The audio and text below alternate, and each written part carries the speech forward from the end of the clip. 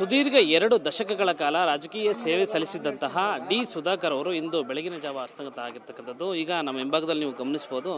ನಾನು ಈಗ ಹಿರಿಯೂರು ನಗರದ ನೆಹರು ಮೈದಾನದಲ್ಲಿದ್ದೀನಿ.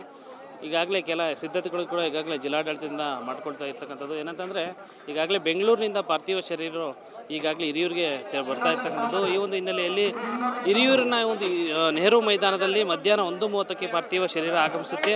ತದನಂತರದಲ್ಲಿ ಸಂಜೆ 5 ಗಂಟೆ ತನಕ ಕೂಡ ಈ ಒಂದು ಇದೇ ಸ್ಥಳದಲ್ಲಿ ಒಂದು ರೀತಿಯ ಅಂತಿಮ ದರ್ಶನಕ್ಕೆ ಒಂದು ವ್ಯವಸ್ಥೆಯನ್ನು ಮಾಡಲಾಗಿರ್ತಕ್ಕಂಥದ್ದು.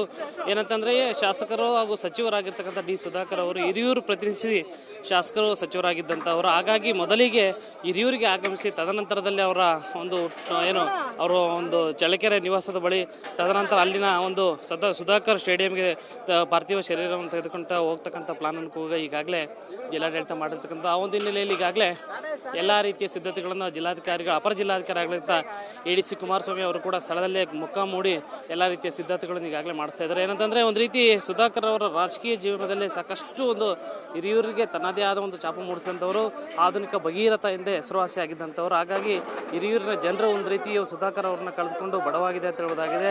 ದೃಶ್ಯಗಳನ್ನು ನೋಡ್ಬೋದು. ಈಗಾಗಲೇ ಏನಂತಂದರೆ ಎಲ್ಲ ರೀತಿಯ ಸಿದ್ಧತೆ ಆಗ್ತಾ ಇದೆ. ಒಟ್ಟಾರೆ ಏನಂತಂದರೆ ಸುಧಾಕರ್ ಅವರ ಅಂತಿಮ ದರ್ಶನಕ್ಕೆ ಇನ್ನೇನು ಕೆಲವೇ ಗಂಟೆಗಳು ಬಾಕಿ ಇರ್ತಕ್ಕಂಥದ್ದು. ಅದಕ್ಕೆ ಎಲ್ಲ ರೀತಿಯ ಸಿದ್ಧತೆಯನ್ನು ಈಗಾಗಲೇ ಜಿಲ್ಲಾಡಳಿತ ಮಾಡ್ಕೊಳ್ಳೋದಾಗ್ತಿದೆ. ಹಿರಿಯೂರು ಮೈದಾನದಲ್ಲಿ ಸಿದ್ಧತೆಗಾಗಿ ಜನರು ಅಂತಿಮ ದರ್ಶನಕ್ಕಾಗಿ ಎಲ್ಲ ರೀತಿಯ ಸಿದ್ಧತೆಗಳನ್ನು ಈಗಾಗಲೇ ಜಿಲ್ಲಾಡಳಿತ ಮಾಡ್ಕೊಂಡಿರ್ತಕ್ಕಂಥದ್ದು.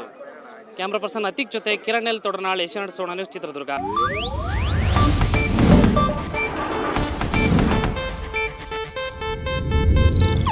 ಇದು ಏಷ್ಯಾನೆಟ್ ನ್ಯೂಸ್ ನೆಟ್ವರ್ಕ್ ಪ್ರಸ್ತುತಿ.